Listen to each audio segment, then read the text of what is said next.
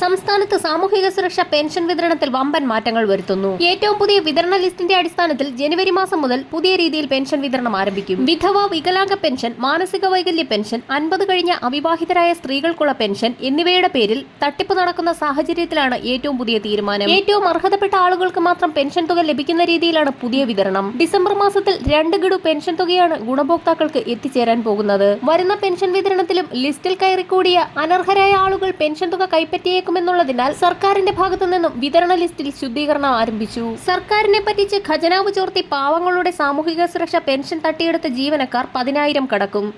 ഇതുവഴി 50 കോടി രൂപയാണ് ഖജനാവിന് നഷ്ടം.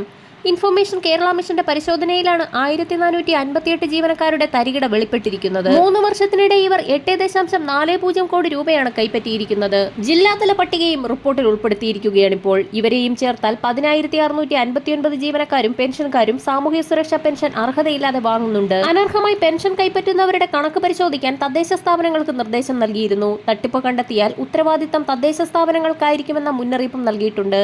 തട്ടിപ്പ് സൂക്ഷ്മമായി പരിശോധിക്കാനും ധനമന്ത്രി ഉത്തരവിട്ടു. തദ്ദേശ സ്ഥാപനങ്ങളിൽ പെൻഷന് അപേക്ഷ സമർപ്പിക്കുമ്പോഴും പരിശോധനയിലും അംഗീകാരം നൽകുന്നതിലും പിഴവുണ്ടെന്ന സൂചനയാണ് ഇപ്പോൾ പുറത്തു വന്നിരിക്കുന്നത്. മുൻ പരിശോധനയിൽ ഒരേ ഗുണഭോക്താക്കൾ 2 പെൻഷനുകൾ വാങ്ങുന്നതായും സാക്ഷ്യപത്രങ്ങൾ ഹാജരാക്കാതെ പെൻഷൻ അനുവദിച്ചതായും കണ്ടെത്തിയിരുന്നു. തട്ടിപ്പുകാരിൽ നിന്നും പണം പലിശ സഹിതം തിരിച്ചുപിടിക്കാനും കടുത്ത അച്ചടക്ക നടപടിക്കുമാണ് സർക്കാർ നിർദ്ദേശം. സർവീസ് ചട്ടങ്ങൾ പ്രകാരം വകുപ്പ് മേധാവികൾ തട്ടിപ്പുകാർക്കെതിരെ നടപടിയെടുക്കും.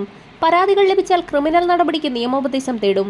ക്ഷേമ പെൻഷൻ തട്ടുന്ന ഉദ്യോഗസ്ഥരുടെ പട്ടിക ധനവകുപ്പ് പുറത്തുവിട്ടതോടെ തദ്ദേശ വകുപ്പും പ്രതിക്കൂട്ടിലായിരിക്കുകയാണ്. അർഹരായവർക്ക് മാത്രമാണ് പെൻഷൻ ലഭിക്കുന്നതെന്ന് ഉറപ്പാക്കേണ്ടത് തദ്ദേശ സ്ഥാപനങ്ങളാണ്. സർക്കാർ ശമ്പളം പറ്റുന്നവർക്ക് സാമൂഹ്യ സുരക്ഷാ പെൻഷൻ അർഹതയില്ലെന്നിരിക്കെ മറിച്ച് സാക്ഷ്യപ്പെടുത്തിയ തദ്ദേശ സ്ഥാപനങ്ങളിലെ ഉദ്യോഗസ്ഥർക്കെതിരെയും നടപടിയുണ്ടാകും. സർവീസിലിരിക്കെ പ്രതിഫലം പറ്റുന്ന മറ്റു തൊഴിലുകൾ ചെയ്യാനോ പാരിതോഷികമോ സാമ്പത്തിക സഹായമോ സ്വീകരിക്കാനോ പാടില്ല എന്ന ചട്ടവും ചുമത്തും.